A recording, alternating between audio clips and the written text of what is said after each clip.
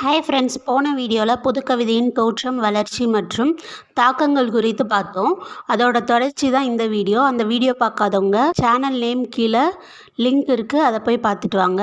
இப்போது இந்த வீடியோவில் புதுக்கவிதையின் கவிஞர்கள் சிலரை பற்றியும் அவங்களோட சிறப்புகள் பற்றியும் நம்ம பார்க்க போகிறோம்.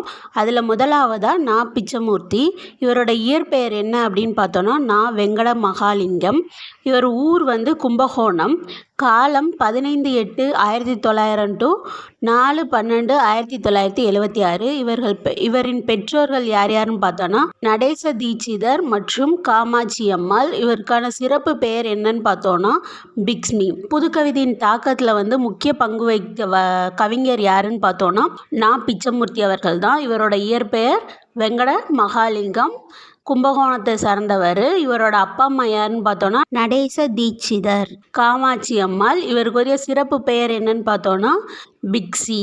இவர் இயற்றிய நூல்கள் என்னென்னு பார்த்தோன்னா கதைகள், மரபு கவிதைகள், பொது கவிதைகள், ஓரங்க நாடகம், காதல், கிளிக்கூண்டு, காட்டுவாத்து, கிளிக்குஞ்சு, பூக்காரி, வழித்துணை, காகமும் கிளியும்.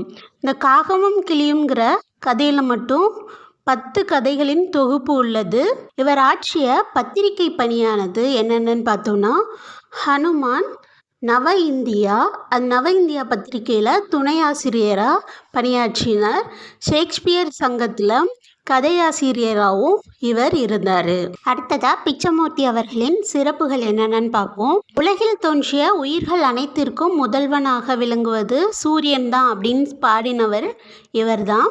ஸ்ரீ ராமானுஜர் என்னும் திரைப்படத்தில் ஆளவந்தார் வேடமிட்டு நடித்தவர். பாரதியாருக்கு பின் கவிதை மரபில் மாற்றம் விளைவித்த கவிதைகளை கொண்டு வந்தவரும் இவர் தான். அதோட தொகுப்பானது நா. பிச்சமூர்த்தி கவிதைகள்னு வெளியிடப்பட்டது. அதாவது முதல்ல உலகில் தோன்றிய உயிர்கள் அனைத்திற்கும் முதல்வனாக விளங்குவது யார்? ஞாயருன்னு பாடினவர் நா. பிச்சமூர்த்தி அவர்கள். ஸ்ரீ ராமானுஜர் என்ற திரைப்படத்தில் ஆளவந்தார் கதாபாத்திரத்தில் நடித்துள்ளார். இவர் பாரதியாருக்கு பின்னாடி கவிதை மரபில் மாற்றம் விளைவித்த கவிதைகளை கொண்டு வந்தார். அதோட தொகுப்பை என்னன்னு சொல்கிறோன்னா நா. பிச்சமூர்த்தி கவிதைகள் அப்படின்னு சொல்கிறோம். வால்ட் விட்மேன் மற்றும் பாரதியை முன்னோடியாக கொண்டு தன்னோட படைப்புகளை படைத்தவர். இவரோட முதல் சிறுகதை என்னன்னு பார்த்தோன்னா ஆனந்தா. இது 1938 எழுதப்பட்டது. இவரோட முதல் கவிதையானது காதல் 1934 இயற்றப்பட்டது. இவரோட கவிதை தொகுப்பு என்னன்னு பார்த்தோன்னா காட்டுவாத்து. இது முக்கியமான கேள்வி. நா. பிச்சமூர்த்தி அவர்களின் கவிதை தொகுப்பு காட்டுவாத்து 1962. இது போக மணிக்கொடி, காலமோகினி, கிராம ஊழியன் போன்ற இதழ்களில் கவிதை எழுதியுள்ளார். இதெல்லாம் நா. பிச்சமூர்த்தி அவர்களின் சிறப்புகள்.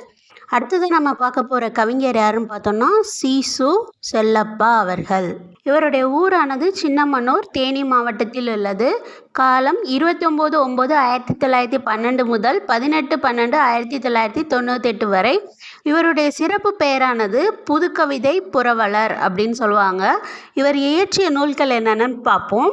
மணல் வீடு, சரசாவின் பொம்மை, 60, சுதந்திர தாகம், புதுக்குரல், மாற்று இதயம், ஜீவனாம்சம், இன்று நீ இருந்தால்.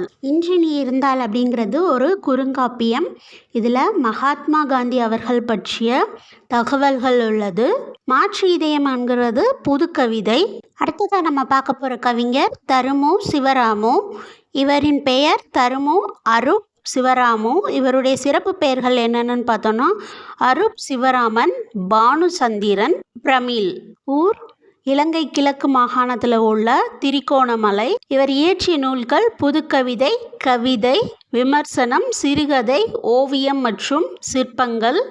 இவர் வாங்கின விருதுகள் என்னென்னு பார்த்தோன்னா கும்பகோணம் நீலக்குயில், புதுமைப்பித்தன் விருது, நியூயார்க் விளக்கு அமைப்பின் புதுமைப்பித்தன் விருது முதலியன இவர் பெற்றுள்ளார்.